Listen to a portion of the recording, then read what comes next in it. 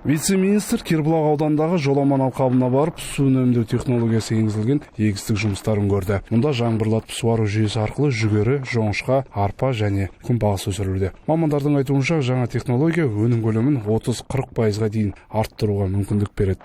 1400 гектар жер алқабы барлығы тамшылатып суару жүйесіне қосылған. 26 дана суару жүйесін сатып алдық. Бүгінгі таңда 4 алқабымыз бар. Енді бұйырса осы жүгеріден 100 бен 150 центнердің арасында өнім алуға жоспарлап отырмыз. Келесі жылы жоңышқадан гектарына 20 тоннаға дейін өнім алуды қарастырып отырмыз. Арпа бойынша 35-55 центнердің арасында өнім аламыз деп қарастырып отырмыз.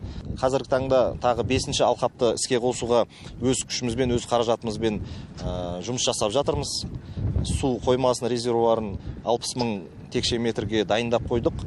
Агрохолдинг Жетісу жауапкершілігі шектеулі серіктестігінің басшысы Ермек Толыбаев жерасты суды пайдалану бойынша үкімет тарапынан жеңілдіктер болса деген өтініш жеткізді. Елордадан келген вице-министр мәселенің шешу жолдарын қарастыратынын айтты. Үкімет тарапынан үкімет деңгейінде бұл мәселені көтереміз. Сол су министрімен ақылдасып, оның шешу жолдарын шаруаны қалай қолдаймыз, оны біз бірлесіп ақылдасатын боламыз.